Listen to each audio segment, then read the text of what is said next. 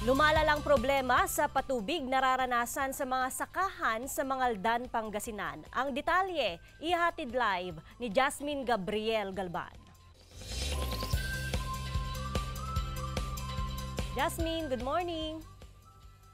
Joanne, problema ngayon ng ilang Farmers Association ang kawalan ng patubig mula sa mga irrigation canal dito sa Mangaldan, Pangasinan dahilan para maapektuhan ang kanilang pananim.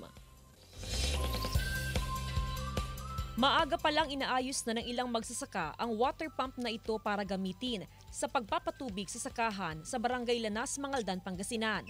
Halos isang buwan ng problema ng mga magsasaka ang kawalan ng sapat na patubig. Kung hindi mapatubigan ang kanilang sakahan, posibleng mauwi sa pagkalugi dahil masisira ang kanilang pananim. Mahirap talaga, madam, na walang tubig.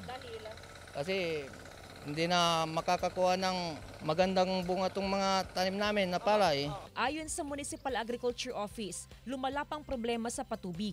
12 barangay na ngayon ang walang patubig, kabilang ang Lanas, Bateng, Maasin, Salay, Talugtog, Bantayan, Salaan, Nibaliw, Tebag, Embarcadero, Inlambo at Makayug. Itong dry season planting natin ay talagang na-identified po ang mga barangay na hindi talaga madadaluyan ng covered ng NIA at talaga hindi sila marireleasan ng tubig. Kaya ang advice namin sa mga magsasaka ay magtanim ng ibang crops. Huling quarter ng 2023, nag-abiso ng National Irrigation Administration o NIA sa Agriculture Office sa magiging problema sa patubig ngayong 2024. Kaya inabisuhan na rin ng mga magsasaka na magtanim ng ibang gulay at pananim na hindi matakaw sa tubig, gaya ng mais, pakwan, munggo at mani.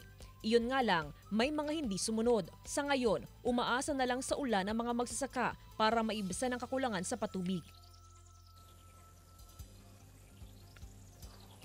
Joanne, sa ngayon naka-standby yung mga water pump ng ilang Farmers Association dito sa Mangaldan, Pangasinan. Aside sa mga water pump, ay meron ding mga deep wells at balon na nagsisilbing source ng patubig ng mga sakahan. Umaasa, Joanne, yung mga farmers na sa loob ng ilang linggo ay kaya pumapatubigan yung mga sakahan dahil by February naman daw ay pwede nang makapag-harvest ng palay ang ilan sa mga magsasaka. Samantala, iginiit ng NIA, Joanne, o ng National Irrigation Administration na last year pa lamang bago pa maranasan yung epekto ng El Nino ay hindi sila nagkulang na mag-abiso sa local government units, partikular sa Municipal Agriculture Office. Aside sa Agriculture Office, ay paulit-ulit din yung kanilang meetings sa mga Farmers Association sa iba't ibang bayan, hindi lamang sa Mangaldan kundi province-wide para nga maabisuhan sila na meron talagang magiging problem sa patubig ngayong meron tayong na-experience na El Nino. Samantala, pagdating naman doon sa assistance ng Department of Agriculture, sakali na magkaroon ng pinsala o danyos sa mga farmers, sa mga sakahan ng mga farmers, ay nakatakda naman daw ng tumulong ang Department of Agriculture, partikular doon sa distribution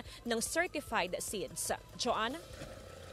Maraming salamat, Jasmine Gabriel Galban.